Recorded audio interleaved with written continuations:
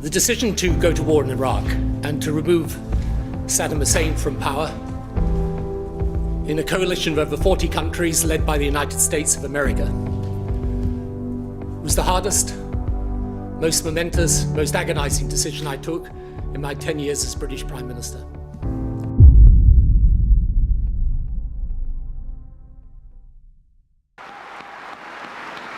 This is the story of how Tony Blair went from one of the most loved to one of the most despised politicians of our time. In 1997, Blair won the public over with his fresh approach to politics and ended 18 years of Conservative rule in a landslide victory. We can tackle the problems that our country faces. In our schools and our hospitals, on the crime in our streets, the jobs for our young people, the industries of the future, the very basic things that determine whether a country succeeds or fails. We are a great country. The British people are a great people. In the 2001 general election, Blair held on to power and secured a second term in office. Blair was now an experienced and confident leader. However, nothing was to prepare him for the next chapter as Britain's Prime Minister.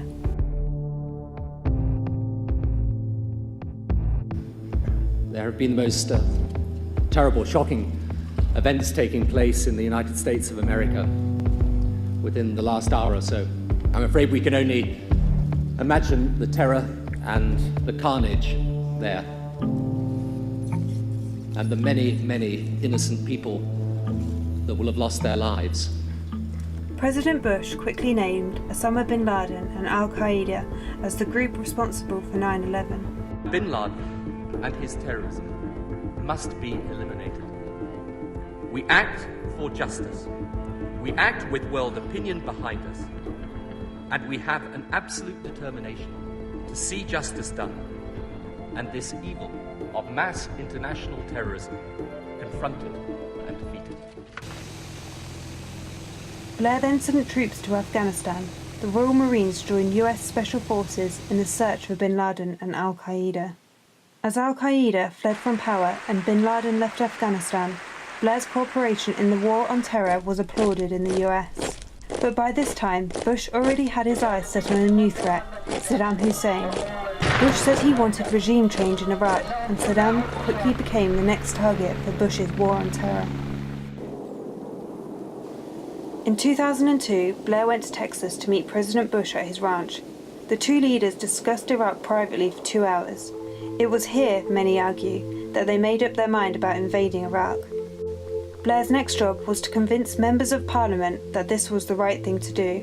So on the 24th of September 2002, Blair published a dossier. It concludes that Iraq has chemical and biological weapons, that Saddam has continued to produce them, that he has existing and active military plans for the use of chemical and biological weapons, which could be activated within 45 minutes. However, many had doubts over the truth of the dossier, claiming that it had been exaggerated to suit Bush and Blair's agenda. Dr. Kelly, a specialist of biological warfare and a UN weapons inspector in Iraq, said that the case for war was dubious, and secretly told the press his doubts regarding Saddam's possession of weapons of mass destruction. We got a real problem. America is addicted to oil. We've got to do something about it now. Some say that Bush used the war against so-called terror and made up the weapons of mass destruction yarn as an excuse to invade Iraq for his oil. However, Blair and Bush profusely argued against this. The threat from Saddam Hussein and weapons of mass destruction, chemical, biological, potentially nuclear weapons capability, that threat is real. The policy of inaction is not a policy we can responsibly subscribe to. On the 15th of February 2003, hundreds of thousands of people around the world took to the streets to voice their opposition to military action in Iraq. The largest of these demonstrations took place in London, with up to 1 million protesters marching against the war.